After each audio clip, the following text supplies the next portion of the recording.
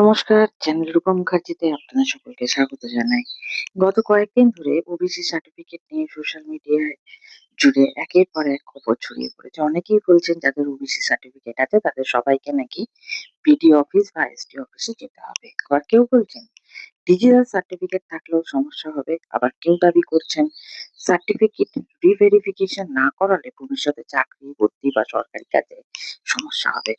এই সব খবর দেখে অনেক আবেদনকারী স্বাভাবিকভাবেই দুশ্চিন্তায় পড়েছেন। কিন্তু প্রশ্ন হলো, সত্যি কি প্রত্যেককে ওবিসি সার্টিফিকেট ধারীকে সরকারি অফিসে গিয়ে ভেরিফিকেশন করতে হবে, নাকি বিষয়টি সম্পূর্ণ অন্যরকম? আজকের ভিডিওতে আমরা এই বিষয়টি ধাপে ধাপে আলোচনা করব, বিশ্লেষণ করব। কোনো গুজব নয়, কোনো আতঙ্ক নয়, শুধু যুক্তি, বাস্তব অভিজ্ঞতা এবং সরকারি প্রক্রিয়ার আলোকেই পুরো বিষয়টি আমরা বোঝার চেষ্টা করব। তাই ভিডিওটি শেষ পর্যন্ত অবশ্যই দেখবেন। প্রথমেই একটা বিষয় পরিষ্কার করে নেওয়া দরকার। বর্তমানে অনেক আবেদনকারীর মোবাইলে বা বিভিন্ন পোর্টালে ওবিসি সার্টিফিকেট সংক্রান্ত বিভিন্ন ধরনের স্ট্যাটাস দেখা যাচ্ছে। কারোর ডিজিটাল সার্টিফিকেট তৈরি হয়েছে, কারোর ক্ষেত্রে ভেরিফিকেশন চলছে, আবার কারোর ক্ষেত্রে বিভিন্ন তথ্য আপডেট হতে দেখা যাচ্ছে। এই ভিন্ন ভিন্ন স্ট্যাটাস দেখে অনেকেই ধরে নিচ্ছেন যে সবাইকে অফিসে গিয়ে নতুন করে ভেরিফিকেশন করাতে হবে, কিন্তু বাস্তবে বিষয়টি এতটা সহজ নয়, আবার জটিলও নয়। একজন আবেদনকারীর ক্ষেত্রে যা ঘটেছে সেটি অন্য সবার ক্ষেত্রেও হবে এমন কোনো নিয়ম নেই। প্রত্যেক আবেদনকারীর আবেদন, জমা দেওয়া নথি এবং রেকর্ড আলাদা। তাই একজনের অভিজ্ঞতা দেখে নিজের সিদ্ধান্ত নেওয়া ঠিক হবে না। এখন আসুন সবচেয়ে গুরুত্বপূর্ণ প্রশ্নে আসা যাক। সত্যিই কি সবাইকে বিডিও বা এসডিও অফিসে যেতে হবে? এখনো পর্যন্ত যে তথ্য সামনে এসেছে তাতে এমন কোনো সরকারি নির্দেশ নেই যে সমস্ত ওবিসি সার্টিফিকেটধারীকে বাধ্যতামূলকভাবে বিডিও বা এসডিও অফিসে গিয়ে পুনরায় ভেরিফিকেশন করাতে হবে। তবে কিছু নির্দিষ্ট ক্ষেত্রে সংশ্লিষ্ট দপ্তর আবেদনকারীকে যোগাযোগ করতে বলতে পারে, যেমন জমা দেওয়ার নথিতে কোনো অসঙ্গতি থাকলে, কোনো তথ্য যাচাইয়ের প্রয়োজন হলে অথবা অতিরিক্ত নথি চাওয়া হলে।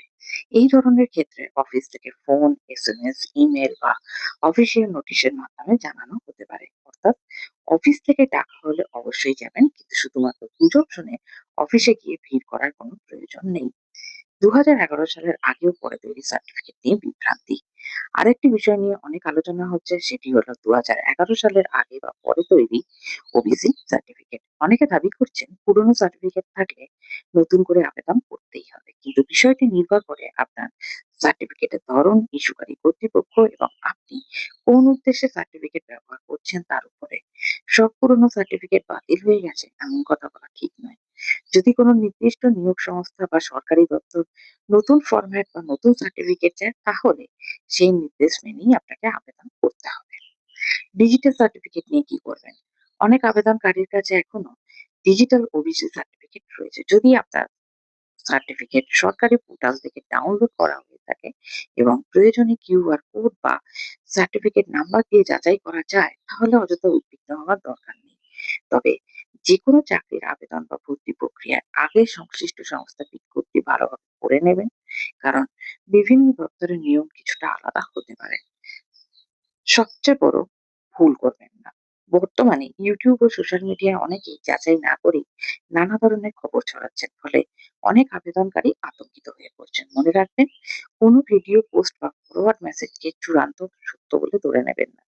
সবসময় সরকারি ওয়েবসাইট, অফিসিয়াল বিজ্ঞপ্তি এবং সংশ্লিষ্ট দপ্তরের তথ্যকেই গুরুত্ব দিন। এখন প্রশ্ন হলো, যদি ভবিষ্যতে আপনাকে ডকুমেন্ট ভেরিফিকেশন এর জন্য ডাকা হয়, কি নথি সঙ্গে রাখা উচিত? যদিও প্রত্যেক দপ্তরের প্রয়োজনীয় কাগজপত্র কিছুটা আলাদা হতে পারে, তবুও সাধারণভাবে যে নথিগুলি প্রস্তুত রাখা ভালো সেগুলোর কথাই আমি এখন আপনাদেরকে বলছি। ওবিসি সার্টিফিকেটের অরিজিনাল এবং ফটোকপি, আধার কার্ড, ভোটার কার্ড এবং অন্য কোনো পরিচয়পত্র, আবেদন করার সময় জমা দেওয়া অ্যাকনলেজমেন্ট বা অ্যাপ্লিকেশন নাম্বার, যদি ডিজিটাল সার্টিফিকেট থাকে তাহলে তার প্রিন্ট কপি, প্রয়োজনে ঠিকানা প্রমাণপত্র এবং অন্যান্য সহায়ক নথি। তবে মনে রাখবেন, যে দপ্তর থেকে আপনাকে ডাকা হবে তারা যদি আলাদা কোনো নথি চান তাহলে সেটি কিন্তু অগ্রাধিকার পাবে।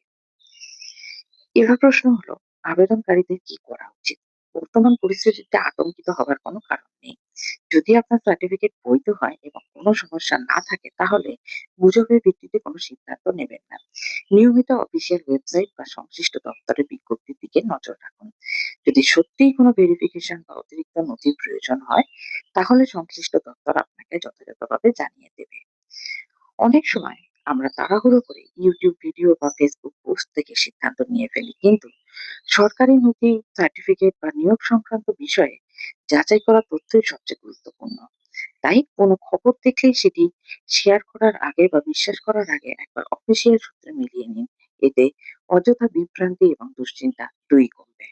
আশা করি আজকের ভিডিও থেকে ওবিসি সার্টিফিকেট ভেরিফিকেশন নিয়ে আপনার সমস্ত গুরুত্বপূর্ণ প্রশ্নের উত্তর পেয়েছেন। যদি ভবিষ্যতে এই বিষয়ে নতুন কোনো সরকারি নির্দেশ বা অফিসিয়াল আপডেট আসে, তাহলে আমরা অবশ্যই আপনাদের সামনে সবার আগে সেই তথ্য তুলে ধরবো। ভিডিওটি যদি আপনার ভালো লেগে থাকে এবং তথ্যটি উপকারী বলে মনে হয়, তাহলে একটি লাইক করবেন, বন্ধুদের সঙ্গে শেয়ার করবেন এবং আমাদের চ্যানেলটি সাবস্ক্রাইব করে পাশে থাকা বেল আইকনটি অন করে রাখবেন, যাতে আগামী দিনে গুরুত্বপূর্ণ সরকারি চাকরি, সার্টিফিকেট এবং শিক্ষা সংক্রান্ত আপডেট সবার আগে পেয়ে যান।